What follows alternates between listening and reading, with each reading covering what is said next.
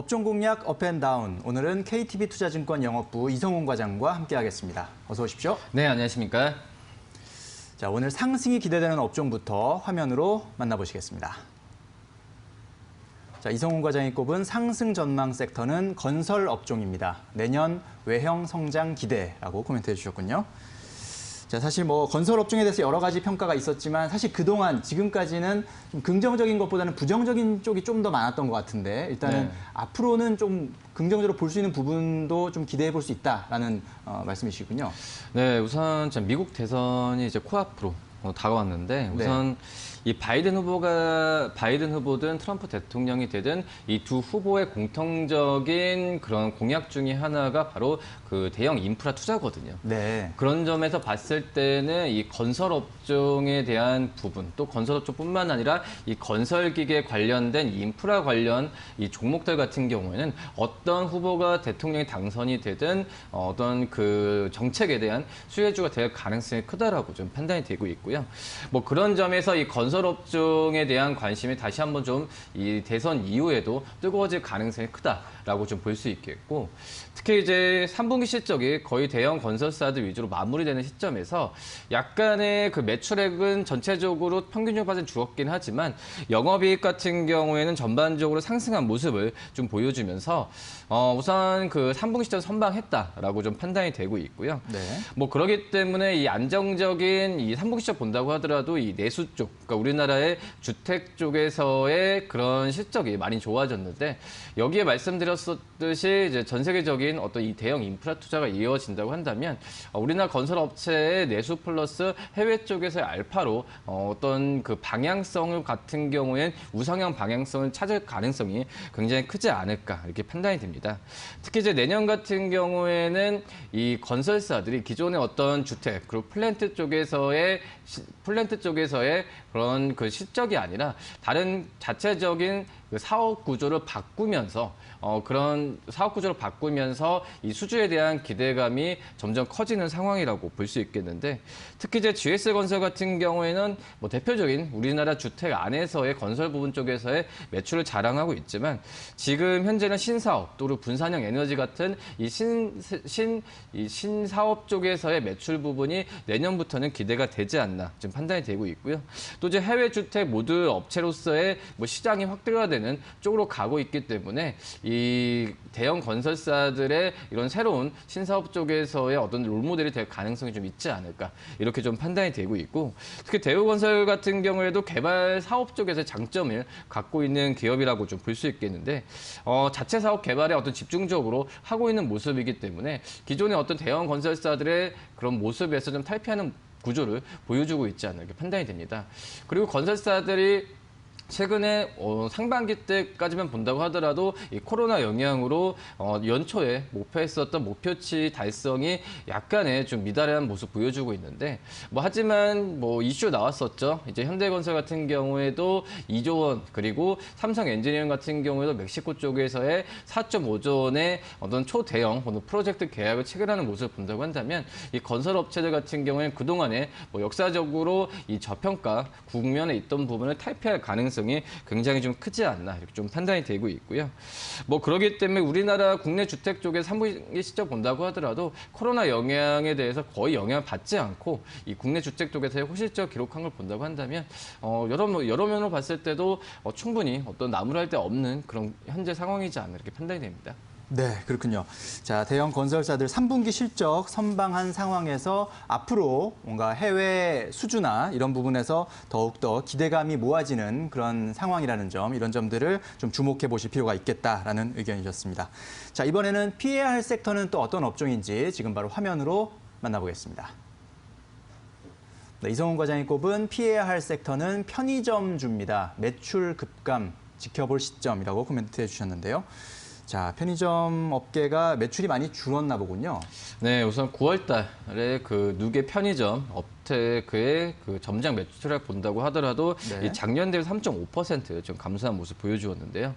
역시 코로나19가 이제 재확산이 됐잖아요. 그런 상태에서 이 재택근무가 다시 한번 좀 확산이 되는 추세고, 여기에 어떤 학교 수업도 온라인 전환이 되면서 이 편의점의 매출액이 떨어지는 모습을 좀 보여주었습니다. 특히 여름때 같은 경우도 장마가 심해지면서 이 편의점에 대한 매출액 부분이 이 담배나 일부 편의점 음식을 편히 뭐 그 간편식을 제외하고는 대부분의 그런 대부분의 어떤 판매 부분이 작년 대비해서 떨어지는 모습을 보여주고 있는 상태에서 이 편의점주에 대한 편의점 업종에 대한 그 시장에서 우려감이 좀 있다라고 좀 판단이 되고 있고요. 이제 문제 같은 경우에는 이 올해 같은 경우에도 이 편의점 그 상위 기업들 같은 경우에도 이 편의점에 대한 그 매장을 계속 늘어났거든요. 네. 하지만 이제 올해 같은 경우는 이런 부분은 좀 감안하겠죠. 이 올해 뭐 코로나로 인한 매출에 대한 저하 부분이 이 편의점 업체들한테 내년에 이 편의점에 대한 점포를 늘릴 수 있을 만한 부분을 지금 고민을 많이 하고 있는 상태라고 볼 수 있겠고요. 뭐 하지만은 지금 몇 년간의 흐름 봤을 때도 이 편의점을 늘리는 부분은 이 편의점 업체들한테는 역사적인 어떤 그런 그 관리라고 좀 볼 수 있거든요. 네. 그렇기 때문에 이 편의점을 늘리는 부분이 내년 같은 경우에도 일어날 가능성이 있기 때문에 이 실적에 대한 부담감이 좀 있지 않을까 이렇게 좀 판단이 되고 있습니다. 우선 편의점 이 관련주들 같은 경우에는 몇 년 동안 주가가 많이 좀 그나마 좀 시장에 관심이 발랐던 게 바로 이제 1인 가구가 많이 증가하고 역시 그 간편 시장 쪽에서의 성장 부분이 이 편의점에 대한 편의점 기업들에 대한 이 주가에 대한 부분 릴레이팅을 했던 부분인데 하지만 지금은 이제 코로나에 대한 영향 때문에 이런 부분을 이 주가에 대한 재평가를 하기에는 좀 약간은 좀 힘든 구조가 되지 않을까 좀 판단이 되고 있습니다. 뭐 그러기 때문에 뭐 마찬가지죠. 오프라인 그런 매장을 갖고 있는 마트나 여러 가지 기업들 같은 경우도 많이 고민이 되고 있는 상태고 그렇기 때문에 지금 오프라인 위주로 되어 있는 마트 같은 경우에도 오프라인보다는 온라인 쪽에서 매출이 늘어나는 상태이기 때문에 이 편의점 기업들 같은 경우에도 좀 다시 한번 좀 고민이 되고 있는 상태다라고 판단이 되고 있고요. 그나마 이제 편의점 쪽으로만 이 매출이 아니라 이 호텔 부분이나 여러 가지 쪽에서의 매출 구조가 괜찮아 보이고 있는 뭐 GS 리테일에 대한 종목 정도는 좀 관심 있게 봐도 괜찮지 않을까 이렇게 보입니다. 네, 그렇군요. 자, 지난 9월에 편의점의 점당 그 매출액이 줄었다라는 부분 참고하셔야 될 것 같고 거기다가 매장 수는 계속 늘어나고 있다. 이런 점들을 감안했을 때 편의점 업계가 역시 돌파구를 좀 모색해야 되는 그런 시점이 아닌가 싶은 생각이 듭니다. 자, 이제 오늘의 공략 종목 살펴볼 텐데요. 어떤 종목 갖고 오셨습니까? 우선 말씀드렸던 건설업종 안에서도 전 탑피라 생각하는데 GS건설 말씀을 드리도록 하겠고요. 우선 지난주까지 우선 주가 좀 상승 여력이 좀 나왔다가 이틀 연속 조정받고 어제 좀 주가 좀 상승세를 좀 크게 보여주었습니다. 한마디로 추가적으로 조정 이후에 주가 상승에 대한 랠리 부분이 좀 다시 한번 기대가 되는 상황이라고 좀 볼 수 있겠고요. 우선 3분기 매출액은 작년 대비해서도 5%좀 감소했긴 했지만 우선 영업이익 같은 경우에는 작년 대비 12% 이상 늘어났습니다. 우선 2,103억을 기록했는데 우선 시장 예상치가 2,000억을 넘진 않았거든요.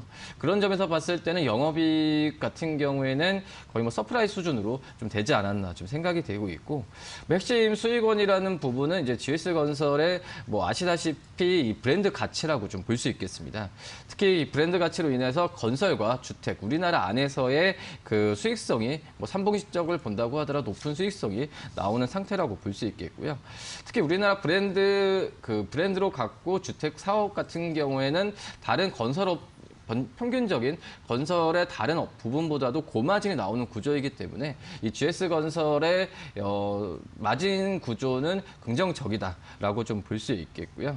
서두 말씀드렸던 이 어떤 신사업 부분, 분산형 에너지나 여러 가지 부분 쪽에서도 수주에 대한 기대감이 점점 커지고 있기 때문에 뭐 안에서 그리고 여기에 해외 쪽에서 플러스 알파만 된다고 한다면은 이 GS건설의 주가의 상승 여력은 다시 한번 나올 가능성이 좀 있지 않을까 이렇게 판단이 되고 있습니다.